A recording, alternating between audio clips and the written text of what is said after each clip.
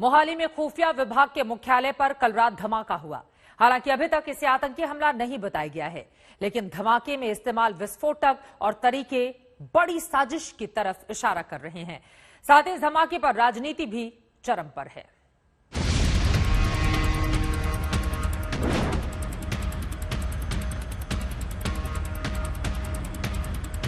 अभी इन्वेस्टिगेशन चल रहा है, जब भी होगा आपको बता दिया जाएगा। जिन्हें भी पंजाब का माहौल खराब करने की कोशिश की थी वो बख्शा नहीं जाऊगा, सख्त तो सख्त सजा मिलेगी।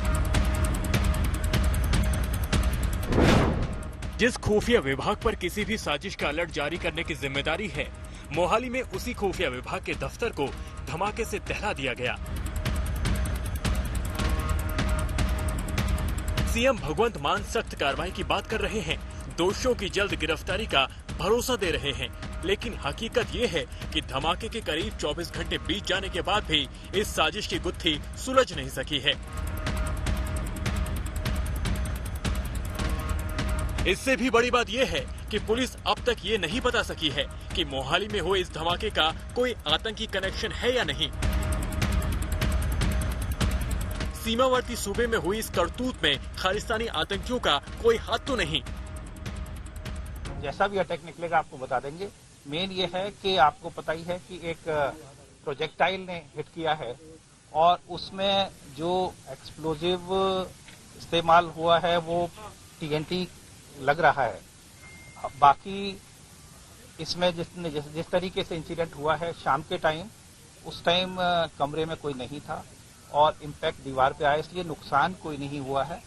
और लेकिन ये चैलेंज है और हम इस केस को सॉल्व करने के लिए पूरे कोशिश कर रहे हैं। सोमवार देर शाम ब्लास्ट के बाद से ही पुलिस से लेकर फॉरेंसिक और जांच टीम का मौकाए वारदात पर मुआयना जारी है।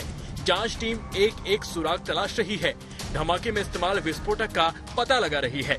मोहाली में हुए धमाके की जांच अब NIA की टीम ने शुरू कर दी है। आप तस्वीरें देख सकते हैं, यहाँ पर NIA और सेना के जो है अधिकारी यहाँ पर आए हुए हैं, साथ में पंजाब पुलिस के तमाम आला अधिकारी हैं और ठीक उस जगह का मुआयना किया जा रहा है जहाँ पर ये धमाका हुआ था। और ठीक जैसे कि पंजाब के DGP ने बताया था, TNT एक्सप्लोसिव इसमें इस्तेमाल हुआ है। लेकिन सवाल ये है कि जिस जगह पर ये धमाका हुआ है उसके ठीक सामने खाली पार्किंग है, तो ऐसे में सवाल ये खड़ा होता है कि आखिर ये धमाका इस RPG जिसे कहा जा रहा है, इसको लॉन्च करने के लिए किस जगह का इस्तेमाल किया गया। लेकिन आला अधिकारी धमाके को लेकर हर बार अलग बयान दे रहे हैं, विस्फोटक को लेकर बार बार अलग अलग दावे कर रहे हैं। पंजाब पुलिस के सूत्रों ने खुलासा किया है कि इस मामले में पूछताछ के लिए 11 लोगों को हिरासत में लिया गया है। फिलहाल पंजाब पुलिस और अन्य खुफिया एजेंसियां हिरासत में लिए गए लोगों से पूछताछ कर रही है।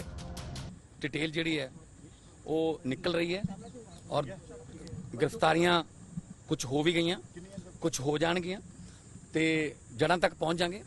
ते मैं यही बार बार कहना चाहना तुहाडे जरिए कि जिन्हें भी पंजाब का माहौल खराब करने की कोशिश की थी वो बख्श